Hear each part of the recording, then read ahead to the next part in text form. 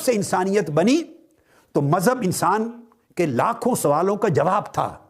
جو جواب فلسفہ نہیں دے سکا تھا، سائنس تو خیر بعد میں آئی، جو انسان کی عقل نہیں دے سکی تھی، حواس خمسہ نہیں دے سکے تھے، مشاہدہ نہیں دے سکا تھا، قوت سماعت نہیں دے سکی تھی، اس کی اپنی فہم نہیں دے سکا تھا، جن سوالوں کا جواب، انہی سوالوں کا جواب مذہب نے دیا تھا،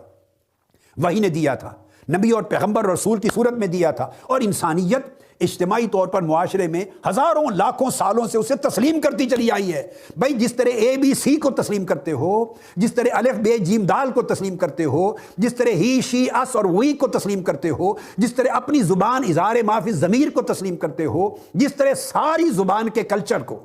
زبانوں کا کلچر، لغت کا کلچر، گرامر کا تسلیم کرتے ہو، مسلمات تک، مذہب اور دین بھی انہی بنیادی مسلمات میں سے ہے جو انسان کو انسان ہونا بتاتا ہے، جو یہ بتاتا ہے کہ انسان تو اور چیز ہے، اور یہ جو چار ٹانگوں والا جانور آ رہا ہے کتا، یہ اور چیز ہے۔ اے انسان تو اور شے ہے، اور یہ جو جانور آ رہا ہے گدھا، یہ اور شے ہے۔ تو اور چیز ہے، اور یہ جو چار ٹانگوں والا گھوڑا آ رہا ہے یہ اور چیز ہے۔ تو اور چیز ہے، اور یہ چار ٹانگوں والا سور خنزیر کچھ اور چیز ہے۔ تجھ میں اور اس میں بڑا فرق ہے، تو ایسا نہ بن جانا۔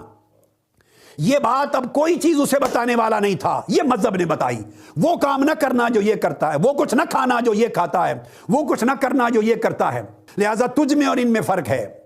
تجھ میں اور نباتات میں فرق ہے، تجھ میں اور حیوانات میں فرق ہے، تجھ میں اور جمادات میں فرق ہے، تجھ میں اور ساری کائنات میں فرق ہے۔ یہ سوالات کا جواب جس شے نے دیا، جس علم نے دیا، جس ہدایت نے دیا، اس کو مذہب کہتے ہیں۔ وہ دین و مذہب ہے، وہ وحی الہی ہے۔ سو انسانوں نے اسے قبول کیا۔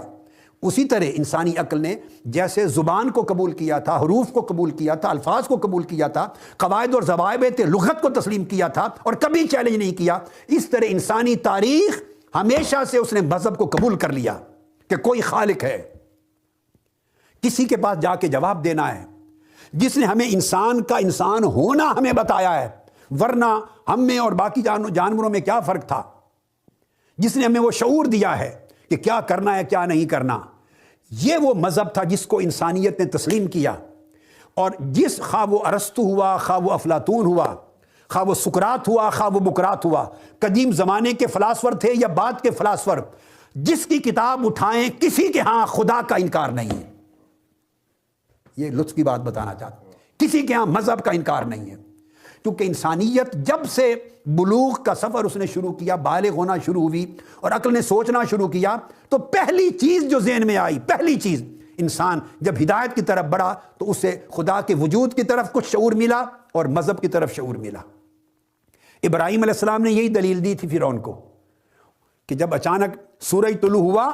تو فرعون کو سمجھانے کے لیے، تاکہ مشاہدے کے دلیل سے سمجھایا جائے، کہ اس کو بتایا جائے کیا یہ رب ہے، اتنا بڑا سورج جس نے پوری دنیا کو روشن کر دیا ہے۔ جب شام کو غروب ہوا تو کہا نہیں، جو غروب ہوتا ہے وہ خدا نہیں ہو سکتا۔